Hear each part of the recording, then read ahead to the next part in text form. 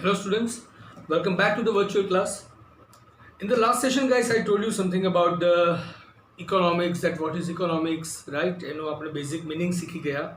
In today's session I'm going to make you aware about the chapter number 1. That means આજથી આપણે economics નો full syllabus start કરી રહ્યા છીએ. આજે આપણે વાત કરવાના છીએ economicsમાં chapter number 1 ની, and that chapter is known as the economics as an introduction. Right, economics ની આપણે એક introduction જોવાના છીએ. In this chapter you will be able to understand what is the meaning of the economics, the different definitions by the authors, right? On the basis of that there are two partitions of the economics, the micro and macro, right? Alongside what are the numeric information, what are statistical information, right? How to represent the data of the economics. These are the things you are going to understand in this chapter. આજે આપણે વાત કરવાના છીએ ઇકોનોમિક્સના સ્ટાર્ટઅપની. સ્ટાર્ટઅપમાં આપણે સૌથી પહેલાં છે meaning of economics, કે જેની મેં ગઈકાલે તમને વાત કરેલી, right? Yesterday we talked about the meaning of the economics. In that we understood two meanings. The first one was the Indian and the second one was the Greek. In Indian culture, the economics is known as the Arthashastra, in which the meaning of earth is the benefit or purpose, right?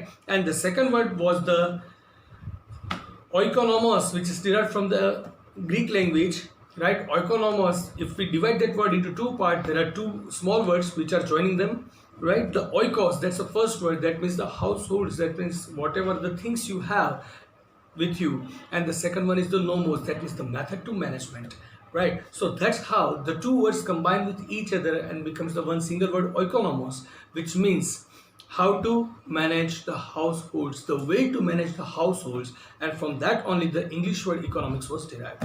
That was the thing we understood yesterday. Today I'm going to tell you something about the economics in Indian thought, and that is going to be our topic of today, economics in Indian thought. So at first, all of us know that our country India is having very vast concept of the culture, right? Our country has the biggest culture from the ancient times, right? The diversities, the different thoughts, the different kings, and all the kings had some characteristics. But I would like to point out one person's name over here, and that name is Chanakya, right?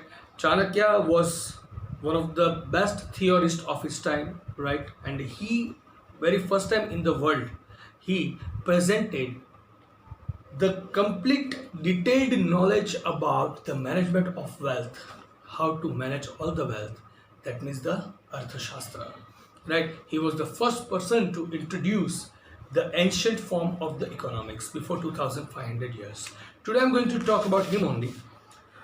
તો આપણું જે culture છે, right, આપણું ભારત દેશનું જે culture છે, એ કલ્ચરની અંદર બરાબર આપણે એવું ના કહી શકાય કે કલ્ચર ક્યારનું છે, કારણ કે આશરે 5000 યર્સથી પણ જૂનું કલ્ચર આપણું છે, અને એ કલ્ચરમાં બહુ બધા અલગ અલગ આસ્પેક્ટ્સ છે. પણ main thing in our culture is the way of life, how to live the life, right? That is going to be the main theory in each and every cultures which are available in India from the ancient time up to modern time.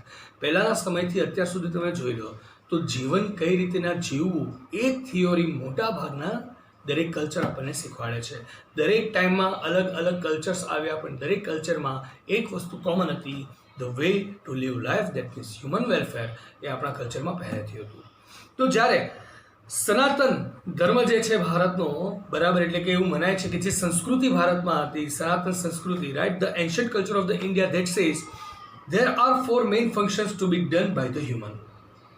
કોઈ પણ એક વ્યક્તિ છે જે માનવ તરીકે જન્મ લે છે, એને ચાર ક્રિયાઓ, ચાર કર્મો કરવાના હોય છે, and they are known as four karmas, or which is also known as the purusharthas. And each and every purusharth, right, they are having the different meaning. Let's list down the purushartha first. The first one was the dharma, second was the artha, the third one is the kama, and the fourth is moksha, right? આપણા ચાર પુરુષાર્થ આપેલા છે, ધર્મ, અર્થ, કામ અને મોક્ષ, બરાબર. તો ચારેના મિનિંગ જોઈએ. Dharma means righteousness or the duty, right? તમારી ડ્યુટી શું છે, તમારે શું કરવાનું છે, શું સત્ય છે, કયું કામ તમારે કરવું જશે, which is must to be followed, that all comes in to dharma. The second is artha. Artha means purpose, benefit or wealth, right? You are working, you have the purpose of getting benefit, and you can get the benefit once you have the wealth in your hand. This is the same thing I told you yesterday too in the same session, right? So the second is artha, right? Arth એટલે કે તમારે નાણું કમાવાનું છે, તમારો કોઈ એક જીવનનો હેતુ હશે, બરાબર, તમને બેનિફિટ, તમને ફાયદો થવો જોઈએ અને સાથે તમારી કમાણી પણ થવી જોઈએ, એ આવશે અર્થમાં. પછી આવશે કામ. કામ એટલે ડિઝાયર, તમારી ઈચ્છાઓ, each and everything that you desire, right, that you are going to get at any cost, right? You are going to accomplish all your desires at any cost, right? And that is possible due to artha only, right? And the last is the moksha.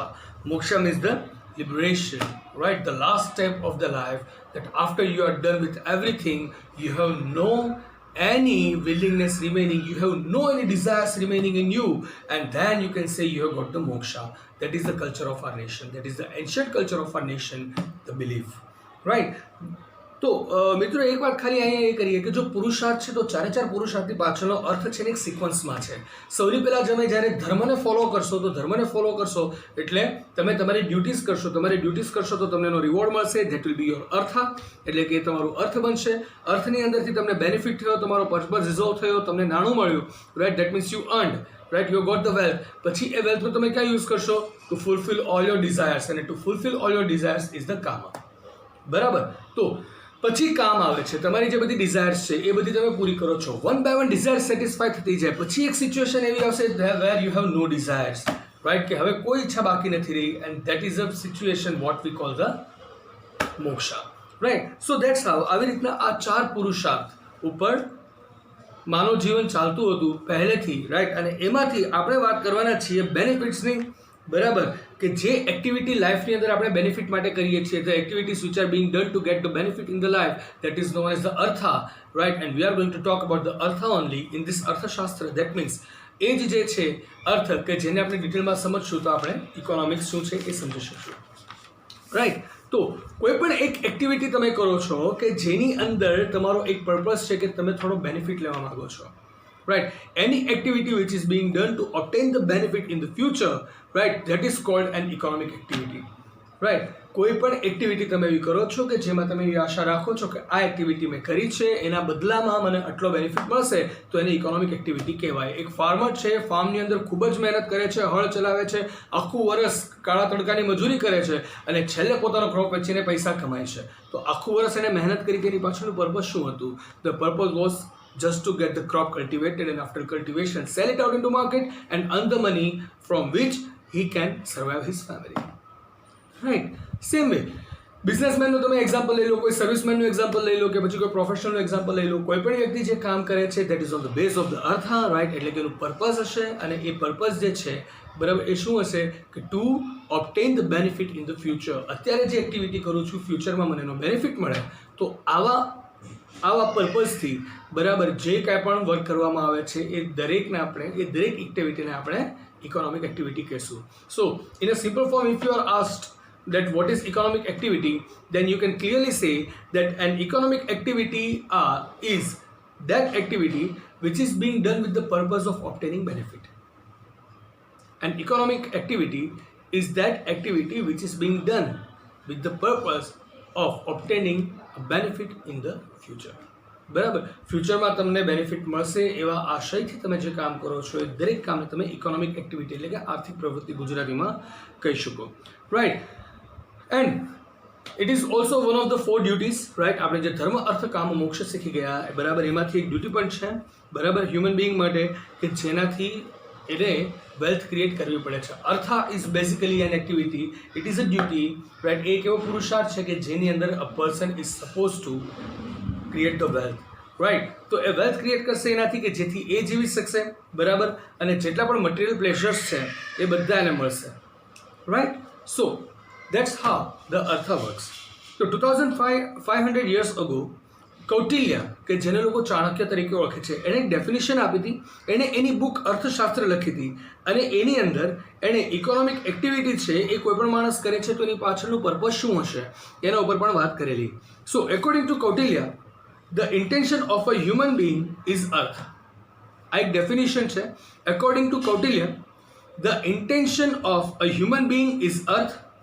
The piece of land which has human settlement is earth, and thus the science explaining the purpose and utility of wealth creation on earth is called economics, right. તો કૌટિલ્ય એવું કહે છે કે કોઈ પણ એક માણસ છે, બરાબર, એ માણસ પોતે એક અર્થ છે, એટલે કે વ્યક્તિ પોતે એક વેલ્થ છે. A person himself is a wealth. Now the land, the earth on which he does his activities, right, જે અર્થ ઉપર એટલે કે જે જમીન ઉપર, જે પૃથ્વી ઉપર એ માણસ પોતાનું કામ કરે છે, બરાબર, એ પણ એક અર્થ છે, એટલે કે એ પણ એક વેલ્થ છે. અને એટલે જ પૃથ્વી અને માણસ વચ્ચે જે સેટલમેન્ટ કરે છે, માણસ જે જગ્યાએ સેટલ થાય છે, બરાબર, એ પણ અર્થ છે, રાઈટ. તો એ ત્રણેય જે અર્થ છે, તો એ ત્રણેયને એક સાથે એક્સપ્લેન કરવું, એ દરેકના પર્પઝ એક્સપ્લેન કરવા, બરાબર, અને વેલ્થ ક્રિએશન કઈ રીતના કરવું અને આ બધાની યુટિલિટી કેમ કરવી, એની પાછળ આપતું જે સાયન્સ છે ને, એ સાયન્સને આપણે અર્થશાસ્ત્ર એટલે કે ઇકોનોમિક્સ કહી શકાય. So I would like to define this definition once more in the easiest way. Kautilya એવું કહે છે કે અ હ્યુમન ઇઝ અર્થ, એટલે કે આપણે પોતે એક વેલ્થ છીએ. The land on which we are working, આપણે જે જમીન ઉપર કામ કરીએ છીએ એ પણ એક અર્થ છે, રાઈટ. અને માણસ જ્યાં સેટલ થાય છે, સેટલમેન્ટ પણ અર્થ છે, એટલે એ પણ એક વેલ્થ છે, બરાબર. તો હવે આ ત્રણેયના મેનેજમેન્ટ પાછળનું જે એક સાયન્સ છે, એ સાયન્સને આપણે અર્થશાસ્ત્ર એટલે કે ઇકોનોમિક્સ કહેવાય. અને એ વસ્તુ એમણે પોતાની બુક અર્થશાસ્ત્રમાં લખી હતી before 2500 years ago. Right. So, Mitro, this was the topic up to now. Right. This is how we can say the Indian thought of the economics. Right. In the next session, we are going to talk about the development of economics as a science in the West. Right. આ તો ઇન્ડિયાની અંદર કઈ રીતના economics start થયું એ આપણે જોયું હતું. નેક્સ્ટ સેશનમાં આપણે સમજવાના છીએ કે એઝ અ સાયન્સ વેસ્ટની અંદર ઇકોનોમિક્સ કઈ રીતના ઇવોલ્વ થયું, કઈ રીતના ઇકોનોમિક થોટ જે છે ડેવલપ થયો. Right. So I am keeping my session up to here. This is the conclusion, guys. Right, I'll see you in the next session with this new topic. Till then, goodbye, take care, have a nice time. You are seeing my number flashing on the screen. If you have any query, you can call me up anytime, right? Or else you can post your public comments over here, right? So I'd like to ask your leave over here. I'll see you in the next session. Bye, take care, have a nice time, stay home, stay safe.